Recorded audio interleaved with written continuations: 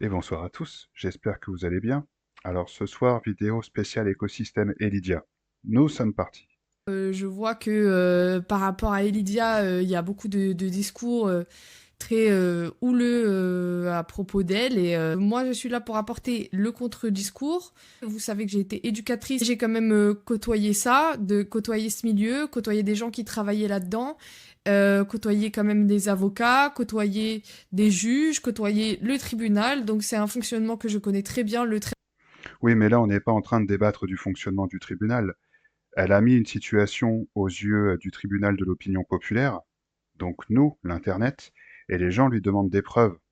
Ils demandent juste des preuves de ce qu'elle avance. Je pense que c'est une bonne pratique, que si tu as travaillé dans les tribunaux, tu sais très bien que normalement, les tribunaux, ils ont des devoirs, notamment celui d'impartialité, et de demander des preuves lorsqu'il y a audience. Donc il est où le problème en fait? C'est pas parce que tu as cette expérience hypothétique que ton opinion doit être meilleure que le nôtre. Ou alors est-ce que j'ai raté un épisode? Traitement par la justice des affaires de violence conjugale. Il faut savoir que dans la plupart des plaintes pour violence conjugale, effectivement, il y a des violences, entre guillemets, des deux côtés. Parce que une victime, c'est pas une victime qui fait «Oh, s'il te plaît, me tape pas dessus!» et c'est tout. Une victime. Bah pourtant, Elidia, c'est ce qu'elle disait dans sa vidéo. Tiens, regarde. Et à ce moment-là, je suis accroupie sur le sol, en train de pleurer. Il me regarde et on commence à parler. Et je lui dis, mais pourquoi tu fais ça? Et il me dit, droit dans les yeux, bah, t'es une mauvaise personne. Du coup, tu vois, elle vient de te contredire là, puisque c'est exactement ce qu'elle fait, ce que tu dis qu'elle ne faisait pas. Mais bon, du coup, continuons. Victime, c'est compliqué. C'est une victime, même si elle n'est pas parfaite, même si elle n'a pas toujours été irréprochable, ça reste une victime. C'est pas parce qu'il y a eu à un moment donné des ripostes ou alors que la personne est devenue folle, est devenue complètement zinzin à force de coups de violence verbale, de violence installée depuis des années, que c'est pas pour autant que c'est de sa faute, etc.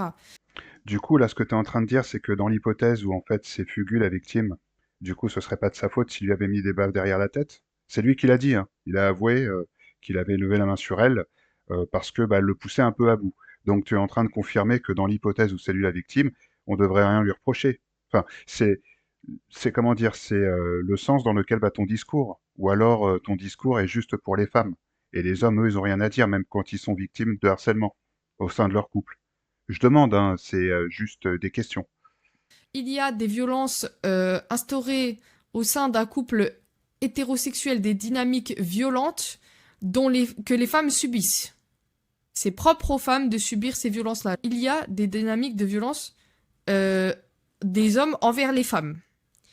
Ces violences-là, c'est pas forcément des violences physiques dès le début, ok? Ça va être des violences banalisées. Et Lydia, elle a admis qu'elle avait commencé à frapper dans des objets. Je sais pas si tu as regardé sa vidéo avant de faire la tienne, mais permets-moi de te rafraîchir la mémoire du coup, puisque je pense que c'est important. Il s'enferme, je tape à sa porte et je lui dis, à quoi tu joues? Ouvre la porte, pourquoi tu fais ça? Et lorsqu'il ouvre sa porte, le fait de le voir énervé devant moi comme ça, j'ai eu peur et j'ai extériorisé ma colère sur ma vitre. J'ai tapé 2 fois sur ma vitre, oui, mais il m'a pas mis une tape derrière la tête juste après, hein. C'était une gifle sur le visage. Du coup, ce que tu disais précédemment, ça excuse tout en fait. Déjà, comme elle l'a admis elle-même, elle a frappé à la porte. Quand il a ouvert la porte, il avait l'air énervé, mais il n'était pas menaçant. Et elle s'est énervée et elle est allée dégager sa colère, comment dire, vider sa frustration sur la vitre et elle allait taper 2 fois dans la vitre, comme elle dit avec un grand sourire. Donc, du coup, je pense qu'il faut aussi t'instruire un peu de ce côté-là, parce que bah, si on va regarder justement le site du gouvernement français sur la violence conjugale, voilà ce qu'ils nous disent.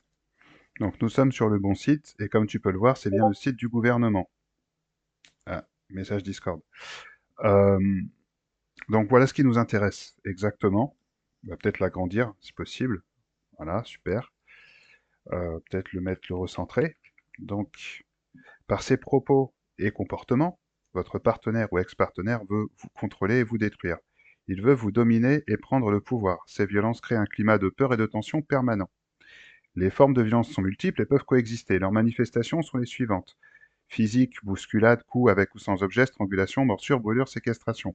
Bon, Fugu, il a été transparent, il a dit, oui, deux fois, je me suis égaré, je lui ai mis des baffes derrière la tête. Elle a dit que c'était des grosses gifles, mais le point que j'aimerais surligner, hein, qui est quand même particulièrement important, puisque tu dis, ah, seules des femmes peuvent être victimes de certaines violences, c'est celui-ci. Les violences matérielles, briser ou lancer des objets. Ça inclut extérioriser sa colère sur des vitres.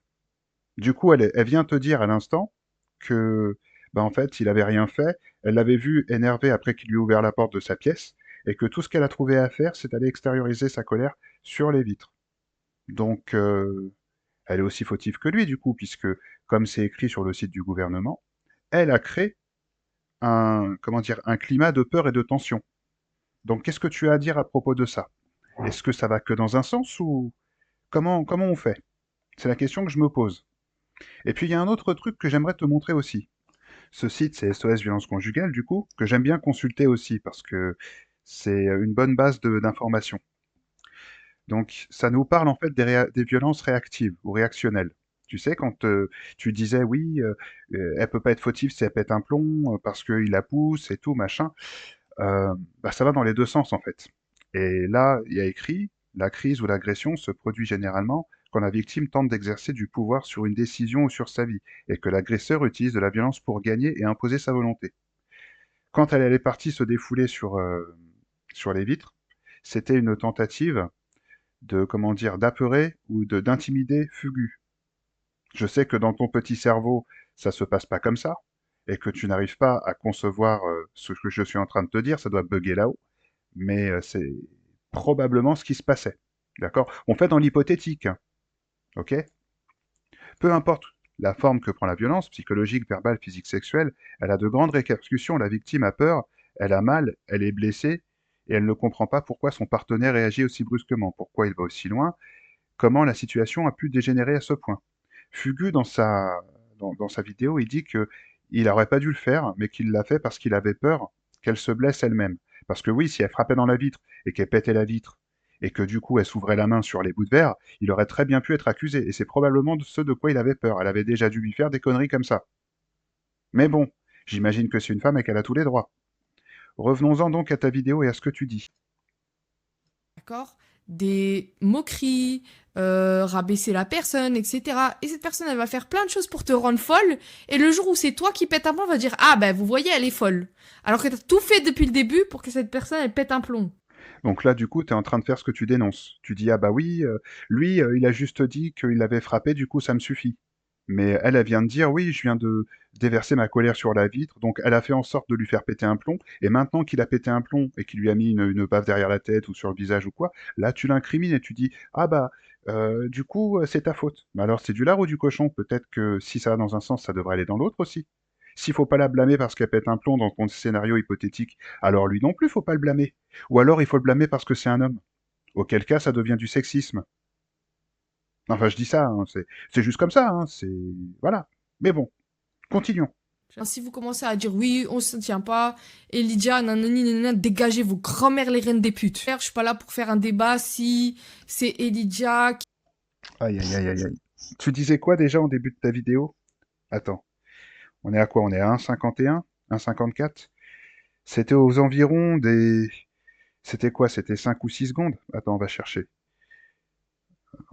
6 secondes, voilà. Tu disais quoi déjà? houleux à propos d'elle, et moi je suis là pour apporter le contre-discours. Ah là, t'es là pour apporter le contre-discours. C'était quoi ton contre-discours? Excuse-moi, on était à quoi? 1,50? Ah, Dégagez vos grand-mères les reines des putes. c'est ça ton contre-discours? Waouh. Alors, permets-moi de pointer une toute petite chose de ta vidéo du coup. C'est que là, tu viens de passer 1 minute 47 secondes, grosso modo, à nous dire que seules les femmes peuvent être victimes de comportements oppressifs d'hommes. Tu dis en général, et dans les couples et tout, et il y a des moqueries, des rabaissements, des insultes.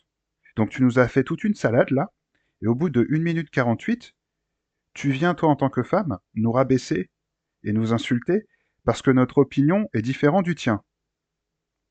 Je sais pas, essaye de prendre les deux neurones qui doivent encore être fonctionnels dans ta tête, et puis les claquer ensemble pour voir s'il peut y avoir une petite étincelle d'intelligence. Tu sais, un peu comme les hommes de Néandertal quand ils claquaient des galets ensemble pour essayer de faire du feu. Essaye, juste pour voir si ça fonctionne. Mais puisque tu parles de mes grands-mères, eh ben, permets-moi de parler en leur nom, du coup, et de te dire que bah, de mémoire, déjà, elles ne portaient pas des colliers en toque pourris de soit chez Zara ou au pire de chez Claire's, pour commencer. Elles n'avaient pas du maquillage vulgaire, ok. Elles n'étaient pas tatouées de la tête au cul. Et puis, surtout, la chose la plus importante, c'est que elles réfléchissaient avant de parler. Hein, elles réfléchissaient avant d'ouvrir la bouche, surtout. Toi, j'ai l'impression que ouvrir la bouche, tu sais le faire pour certaines choses. Mais je pense que la politique, tu devrais t'abstenir, en fait. C'est juste un conseil comme ça d'un internaute random sur Internet. Ok. Mes grands-mères te saluent. Voilà, pour faire un débat si c'est Elijah qui nanana. Je suis pas dans les trucs des gamins, c'est pas une bagarre homme-femme, c'est pas. Bah, en fait, si, c'est une bagarre homme-femme qui dure depuis 20 ans. C'est une bagarre homme-femme où vous essayez de faire passer un message qui est complètement erroné, où vous faites semblant d'être toujours les victimes, et dans vos mêmes vidéos, vous montrez à quel point vous pouvez être agressive, néfaste et irrespectueuse. Là, tu viens de t'afficher puisque tu viens nous insulter, tu viens nous rabaisser, et tu nous prouves donc que toi, en tant que femme, dans une relation, si tu avais un conflit avec ton partenaire, tu montrerais exactement le même visage. Et que donc, tu serais la responsable pour les premiers pas dans un environnement violent, physiquement, verbalement. Tu vois ce que tu dénonces en fait. Donc, c'est pas un combat de gamin, c'est un combat qu'on mène parce que vous nous accusez à tort de choses que vous faites. La preuve, ta vidéo.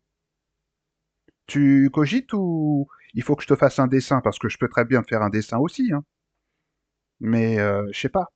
C'est Lydia qui a raison, c'est Fougou. Je m'en bats les couilles de ce genre de foutaise. Je suis pas là pour faire la justice. Juste Non, non, tu t'en fous, c'est vrai que ça, tu t'en fous de la vérité, en fait. Toi, t'es juste là. T'es pas là pour chercher la justice, hein. Ça, on avait remarqué, hein, t'avais pas besoin de nous le dire. T'es juste là pour faire de la propagande. Et pour en plus te tirer une balle dans le pied en pleine propagande. C'est ça le plus comique, en fait, c'est que tu t'en rends même pas compte quand tu postes cette vidéo. à un moment donné, il y a une personne qui a avoué avoir frappé sa meuf. Et il y a une personne qui a avoué avoir avoir encouragé un climat violent. Et donc, eh ben, c'est un partout. Qu'est-ce que tu viens nous faire chier, là? Il m'en fallait pas plus. Je Eh ben voilà. Et vous dites-vous bien qu'une chose, c'est que cette femme-là, elle était donc éducatrice, heureusement elle ne l'est plus, hein, parce que cette femme-là, elle a été au contact de vos enfants, et encore pire, et encore plus, comment dire, encore plus terrifiant, cette femme-là a probablement le droit de vote. Vous vous rendez compte? C'est pas merveilleux quand même? Bon, vidéo numéro 2 du coup. Toujours un espèce d'énergumène de chez Twitch gauchiste. Décidément, elle est pas mal, hein, votre équipe. Parce que croire une victime, c'est pas être accusateur. Qu'a-t-elle à gagner, Elidia, dans ce dépôt de plainte? Sa carrière de créatrice de contenu, là, à court et moyen terme, elle est impossible, sinon compliquée. Son travail, c'est de streamer. Et son chat, quand elle va relancer un live, va être un enfer. Moi, Oui, mais c'est elle qui a décidé d'étendre son linge sale aux yeux du tribunal de l'opinion publique qui est Internet. Personne ne l'a forcé. Elle aurait juste pu porter plainte et demander comment dire, une ordonnance de protection si elle se sentait vraiment menacée. Mais non, il a fallu qu'elle porte ça aux yeux du public et qu'elle accuse son ex-copain de choses sans avancer de preuves. Du coup, c'est normal que bah, des gens risquent de lui poser des questions. Si elle voulait pas qu'on la questionne, elle avait qu'à se taire, en fait. Je comprends pas. Qu'est-ce qui est si difficile à comprendre en fait? C'est logique, non? j'ai choisi de la croire. Parce que croire une victime, c'est pas être accusateur, c'est se mettre du côté de la victime. Et Oui, mais tu dis j'ai choisi, donc en fait ce que tu dis c'est que c'est tes convictions à toi. C'est toi qui choisis de la croire en tant que victime. Mais à l'heure actuelle, on ne sait pas si c'est elle la victime et si c'est lui l'oppresseur. À ce qu'on sait, ça pourrait très bien être le contraire. Donc, quand tu dis j'ai choisi, tu as aussi choisi de pointer Fugu du doigt comme si c'était lui l'oppresseur. Puisque sans preuve, tu choisis de prendre parti pour Elidia. Mais vous réfléchissez quand vous parlez ou je sais pas, vous êtes tous demeurés chez Twitch gauchiste ou je comprends pas là. Il y a un problème. faudrait peut-être réfléchir avant de parler un moment. Moi, j'ai choisi de faire ça. Et aujourd'hui, après la fameuse vidéo, je peux vous dire qu'en aucun cas, je changerai une virgule à mon soutien. Parce que je n'ai pas été convaincu par cette vidéo. Fugu dit dans sa vidéo et dans le print issu de cette vidéo, globalement, qu'elle est une menteuse et qu'elle ment sur plein de choses. Il donne plein d'exemples. En disant, bah, elle a menti sur ça, sur ça, sur ça. Mais si toi, tu te faisais accuser de ce genre de choses et que la personne n'apportait pas de preuves, tu essaierais de t'innocenter aussi, non? Si c'était toi à la place de Fugu, tu ferais exactement la même chose. Alors pourquoi, là, tu dis, ah bah oui, il divague, machin. Non, non, c'est elle qui a divagué. C'est elle qui a lancé la chose aux yeux du public sans avancer de pièces justificatives. Et lui, tout ce qu'il fait, c'est se défendre. Et il a le droit de se défendre. Mais vous êtes des barjots, vous. Et le fait de dire oui, bah moi j'ai choisi que, eh ben je suis désolé, mais tes convictions à l'heure actuelle, c'est pas la réalité. La réalité, elle est autre. Tu as le droit de comment dire, de choisir de prendre parti de Elydia et d'être biaisé en sa faveur, mais ça n'engage que toi. Ça veut pas dire que tu as raison. Pour tout ce qu'on en sait, peut-être que demain on saura que tu as tort. Vous avez en tant qu'influenceur et en tant que streamer, vous avez quand même un énorme pouvoir. C'est qu'il y a des gens qui vous suivent et qui vous écoutent. Tout pouvoir apporte des responsabilités, apporte des devoirs. Et votre devoir à vous, c'est d'être objectif. C'est d'avoir un sens critique. C'est des gens vous suivent, et vu que vous avez le pouvoir de, comment dire, de convaincre des gens, il faut que vous soyez capable d'être un minimum critique. Sinon, vous servez à rien en fait. Vous pouvez pas dire ah bah moi je pense que c'est comme ça, alors c'est comme ça. Et s'il y a des gens qui sont assez débiles pour vous croire basés que sur ça, eh bah putain, ouais, je suis content de pas vous suivre, hein. Sans déconner. Mais bon, continuons. Mais pardon, mais sur l'essentiel de savoir ou non si Elydia a été victime de violence, en fait, il ne dit pas. Il reconnaît même l'avoir frappé à 2 reprises. Mais l'essentiel, c'est pas savoir si que Elydia a été victime de violence. Lui aussi, il a peut-être été victime de violence, et peut-être que lui aussi, il a le droit d'être pris en charge. Il n'y a pas que Elydia, ils étaient deux. Pourquoi il y a que Elydia qui compte? Mais vous êtes tous tarés, hein, c'est pas possible. Ça y est, c'est un homme, alors il compte pas. Qu'est-ce qui vous fait? Mais putain, quoi. J'ai du mal à comprendre. Vous êtes toutes, vous nous reprochez à nous d'être misogynes et sexistes, mais vous infantilisez quelqu'un, donc vous êtes misogyne, et vous excluez quelqu'un d'une prise en charge parce que c'est un homme, donc vous êtes sexiste. Et après, vous viendrez nous accuser, nous, qui avons l'audacité et le bon sens de venir vous dire, bah, faut qu'il présente des preuves pour pour qu'on puisse prendre parti. Tu sais, si Elydia nous présentait des preuves tangibles, eh ben, on serait tous à la suivre. Ce serait incontestable. Mais là, il y a que Fubu qui nous présente des choses qui ont l'air d'être sensées. Donc c'est normal. On va pas juste suivre notre petit cerveau. Je vous comprends pas, en fait. Il y a une enquête qui est en cours. J'espère que la justice saura nous dire si les accusations sont fondées ou pas. Parce que croire une victime... Alors du coup, mais qu'est-ce que tu viens ouvrir ton bec, là? Du coup, tu viens nous dire que tu attends que la justice nous dise qu'est-ce qu'il en est, et dans la même vidéo, tu nous dis je suis convaincu que c'est elle la victime, mais tu sais pas en fait. Mais vas-y, ferme ton bec, frérot, alors. Aïe, aïe, aïe, aïe, aïe, putain. Bon, avant de terminer cette courte vidéo, on va regarder les commentaires que j'avais trouvés que j'avais trouvé sur X. Alors, je vous cache pas que ces deux commentaires m'ont bien fait rire. Donc, le premier qui nous dit la vidéo d'Elydia est importante pour la parole des femmes. C'est si triste d'en arriver là. Qu'est-ce qui est triste exactement? Le fait que on la croive pas sur parole parce que c'est une femme? Donc c'est si triste qu'on soit pas sexiste en fait? Moi je trouve pas, hein. Fugu était un pervers narcissique avec une grosse pression psychologique sur elle. Et les violences sont pires que celles décrites par lui. C'était une merde, quoi. Et puis bah la deuxième qui dit soutien inconditionnel à Elydia est mort à la culture incel et au mensonge. Alors les gars, qui pensaient comme ça. Imaginons que, dans un scénario hypothétique, hein, ce soit prouvé que Fugu c'est lui la vraie victime. Est-ce que du coup, vous ferez un petit post en disant ah, bah, en fait, Lydia ne représentait pas la parole des femmes parce qu'elle a menti, est-ce que vous aurez comment dire, la justice et le bon sens de dire, ah, bah, en fait, j'avais tort? Ou est-ce que vous ferez les canards? Genre, parce que mettre en avant l'importance de la parole des femmes, sans preuve, c'est quand même gonflé. Parce que si jamais demain Lydia c'est une menteuse, ça veut dire que, bah, en fait, elle représentait la majeure partie des femmes qui mentent. Elle va discréditer un peu l'importance de la parole des femmes, du coup. Vous voyez où est-ce que je veux en venir? Donc, avant d'avancer des trucs pareils, des sujets pareils, réfléchissez. Et pour ce qui est de soutien inconditionnel et mort à la culture incel et au mensonge, imaginons que demain c'est elle la menteuse. Est-ce que toi, le large boc là, tu vas, euh, tu vas faire un post en disant soutien inconditionnel à Fugu et mort à la culture féministe et au mensonge, ou tu vas fermer ta bouche toi aussi? Vous voyez? En fait, l'épreuve, c'est pas uniquement important parce que c'est un combat homme-femme.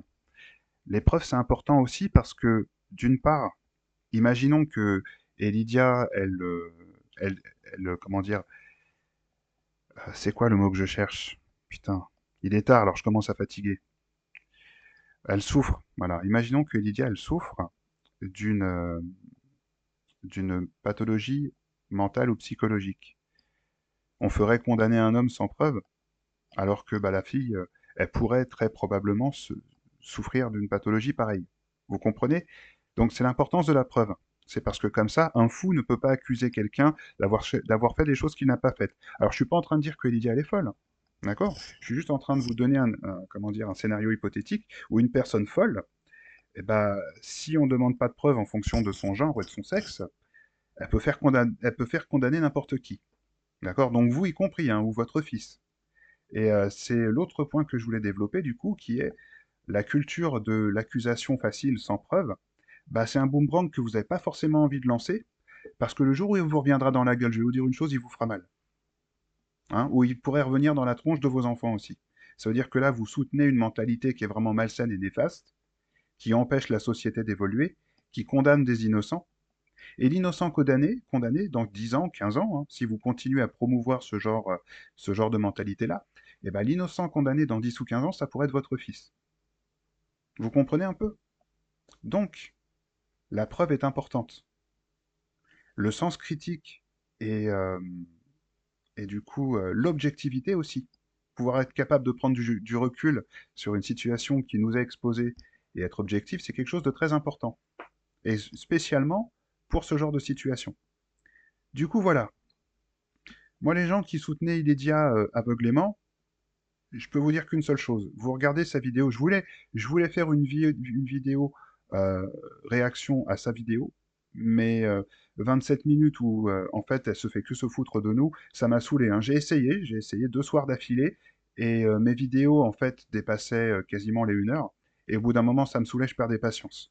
Parce que c'est tellement un ramassis de conneries que j'ai l'impression de perdre du QI à chaque fois que je regarde ces vidéos. Vous voyez? Donc voilà. Moi, je vous encourage à être pragmatique surtout, parce que c'est très important, et de ne pas être sexiste ou de ne pas être misogyne en infantilisant des personnes, parce que ce sont des femmes. Voilà. Je vous souhaite une bonne soirée, une bonne nuit, et puis bah, je vous dis à la prochaine. Ciao.